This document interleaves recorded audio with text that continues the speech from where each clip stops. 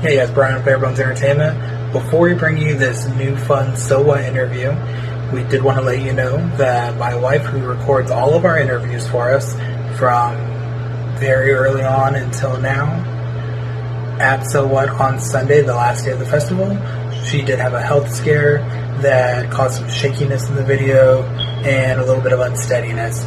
So the camera may move in and out some, but she did push through because she wanted to bring these interviews to you. So we appreciate your understanding and enjoy the video. Thank you. This is Brian Swan with BareBones Entertainment. This is Brian with BareBones Entertainment. This is Brian with BareBones Entertainment. Brian Swan with BareBones Entertainment. Hey guys, this is Brian Swan with BareBones Entertainment. Hey guys, this is Brian Swan with BareBones Entertainment. This is Brian Swan with BareBones Entertainment. Hey guys, this is Brian Swan with BareBones Entertainment. Hey guys, this is Brian Swan with BareBones Entertainment. Brian Swan with BareBones Entertainment. Hey guys, this is Brian Swan with BareBones Entertainment. Hey guys, this is Brian Swan with BareBones Entertainment. This is Brian Swan, BareBones Entertainment, here with Forever Came Calling. Would you guys like to introduce yourself and your role in the band? Sure thing. I'm Austin Jeffers. I play bass. I'm Joe Candelaria. I sing and play guitar. So, with us being out here at the festival, how you guys doing today? How you trying to keep cool? It's been so I'm from a dry, arid desert, so humidity is interesting to me. Yeah. The fact that there's moisture going into my body through breathing, interesting. I'm from a city in the desert, a little less deserty than his, so I kind of have the same thing. If it's not dry heat, I spend the whole time just being like, cool, I'm wet and uncomfortable. This is terrible. I don't like this at all. So At least you guys get to play a little bit later where hopefully it cools down a little bit. Well, when we landed last night, it was midnight, and it was like still 88 degrees. Yes. And I'm from Las Vegas, and sometimes at night it gets like 100 degrees, even at like 2 in the morning. So I know that it's not any cooler. Yeah. It's just dark. Yeah. Well, like you guys were saying, at least that's dry heat. Yeah. So it feels a little bit better. Like my mom always says she wants to move to like Arizona because it'll be hot, but Dry. at least it's dry. You can. One thing I think the difference is like in humidity. If you have a breeze and shade, you could be okay. You're kind of coasting, maybe. You know? You could be, depending on the temperature. In the summer heat, that's like a blow dryer to the face, No. but you can also like put evaporative cool. Like I could get into like weird construction shit, but like it's cheaper to keep things cool in theory. Not, I mean, it's getting bad, but We had a swamp cooler for like 10 years at one of my houses, and I was like, this isn't cool. This sucks. I know you think it's good, stepdad, but it's not. it's not good. So with performing in kind of all the different temperatures and weathers, and do you guys look into that before you guys play to see how you need to kind of prepare for a set, or expect any weather coming in? I barely check the time. Yeah. I'm bad about preparing. I might do an ancillary check just to be like, what am I gonna wear and what am I coping with today? I've got dad bags and like I got like, oh, it's a little pollen. Oh, you today. did say last night it's gonna be warm tomorrow. Yeah, so I know, you do check. Like, That's and good. I have like hauls all the time. Like they're like, oh, the pollen count's pretty high. Wouldn't it be bad to have like a menthol halls on you, huh, guys? Speaking of which, Yeah, and I got. Oh, no. Joe, do not put that in your mouth. yeah, see, that's He the caught that's you. the band dad. Yeah. He saw it in my eyes. He saw it, I was like the same look my 5-year-old gives candy when it drops on the floor. Like, that's fine. I'm gonna risk this. The brain went 5-second rule. That's fine. I have plenty. Just get a new one. I know we've had a few interviews with bands going, oh yeah, the whole like stage almost blew away at one point, or our tent almost blew away and stuff. So it's definitely the pretty- festivals yeah. can get interesting. Yeah. I'm sorry, please. Oh no, you're fine.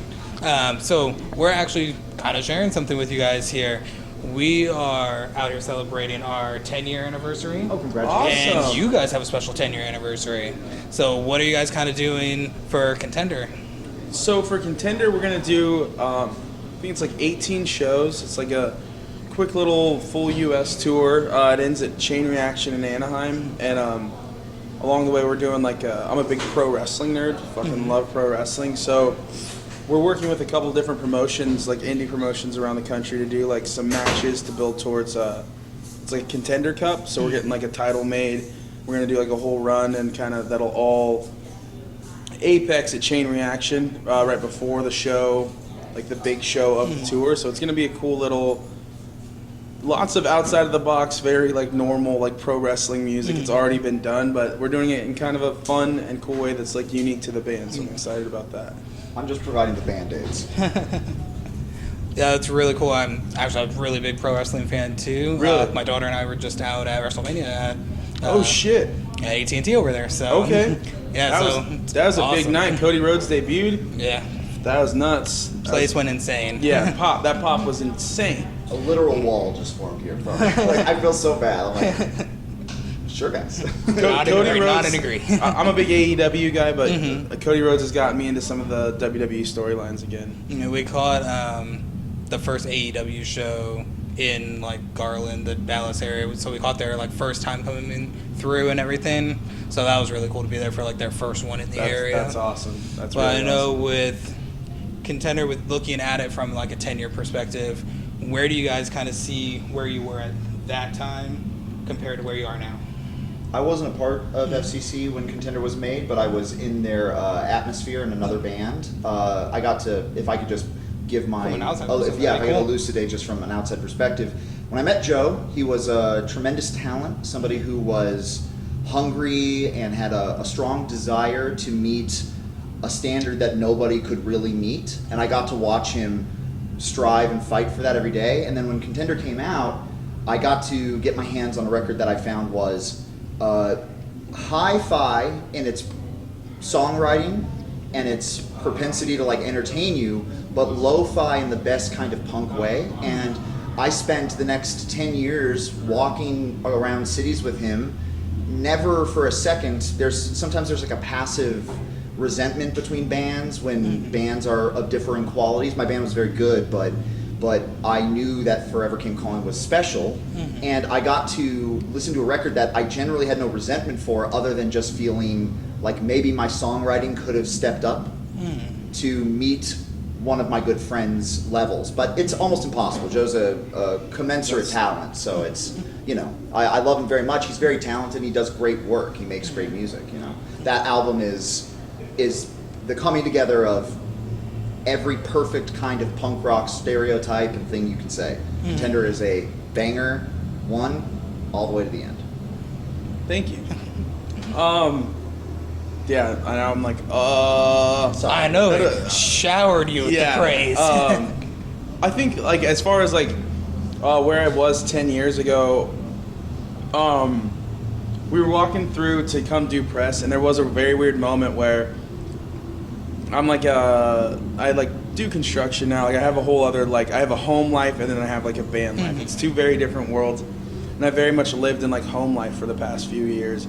And walking through backstage, I just realized like, oh man, this feels so natural again. It feels so good. And it's just like, I had the thought of like 10 years ago, I would not believe that like I get to do this really cool thing where like, you know, our band decided like, hey, we might want to play some shows, and people were like, Mike was just like, well, come play my festival. You know what I mean? Like that's like so cool and unique and rare and like sacred that I'm just very grateful, to be honest. And I think back then, I think I was so like desperate for anybody to care at all that it's just like wild to like have run that full circle and been like, you know what, like I'm thankful that anybody cares at all. You know what I mean? So That's awesome. And for you, especially with coming from being a friend of the band and everything, what did it kind of mean for you to eventually be with the band and kind of be able to tour with your friends and be part of that?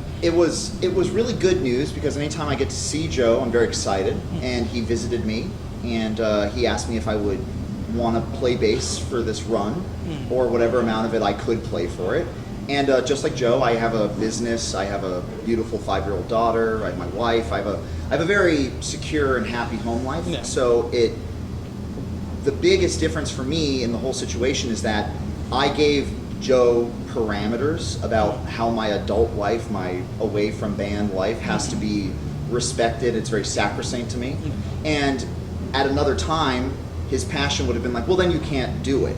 But in our time, we've grown from being children to being men together. he said, yeah, tell me what your parameters are. And when I told him, he was respectful about it. He didn't surprise me with anything. We were clear about every choice we were going to make as a band. And it makes it much simpler for me to look around and go, what can I move to make this all applicable? It makes my wife happier because I tell her what I'm doing as opposed to being like, Joe said I got to get to the airport right now. Like, you know what I mean? Like, so as long as he doesn't get me to lose my business or divorced, I'm very excited. And getting to make music with Joe, or getting to even dig deeper into songs that I know so well, but when you listen to a record, there's minutia that is very important to how a song sounds.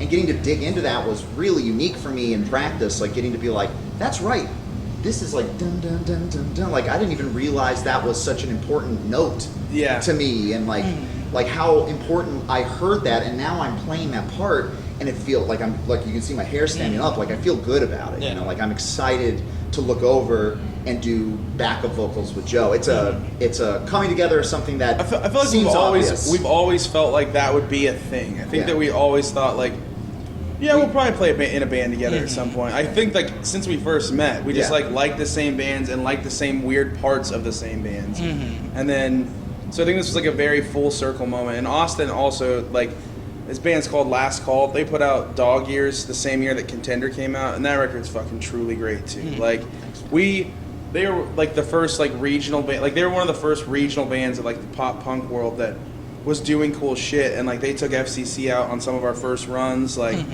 he like introduced us to like all like, this is back when like straight edge crews were like big, and Reno was a big city for that, and like they gave us the cosign because they were like friends with all those people, and like Fort Ryland 2000. That was a great time. Anybody who hears that and goes, oh, Fort Ryland, some real people, real great time on it. Like awful waffles for a grilled cheese. Watch someone get beat up in the parking lot. Yeah, like rough.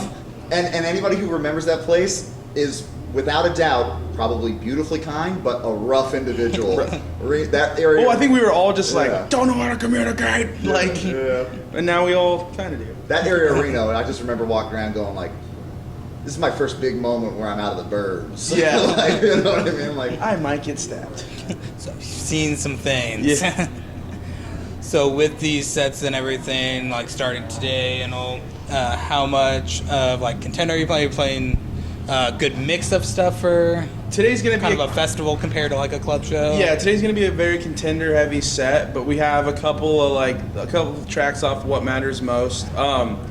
It's also one of those ones where we're just like, I think we kind of know what people want to hear from us. It's our first, we have like 22 minutes to play, so it's like we're just trying to give people what they want. You know what I mean? Do the all filler, no killer. Got it in there. Other way around. I was trying to think of a metaphor. There we go. All killer, no filler. I said it's all filler. It's all gonna suck. It's all foof. Yeah. It's all aside. So with the festivals, it's great that it has kind of that atmosphere with so many people walking around from all types of interests, and especially like this one with the huge influence of metal and pop punk and hip hop, everything, where you guys can get such a wide spray of like fans coming around and everything. So doing like shows like this and other festivals and stuff, what does it mean for you guys to see from the stage someone walk by and then you see them stop and turn back to you and like walk back to your stage that your music grabbed them?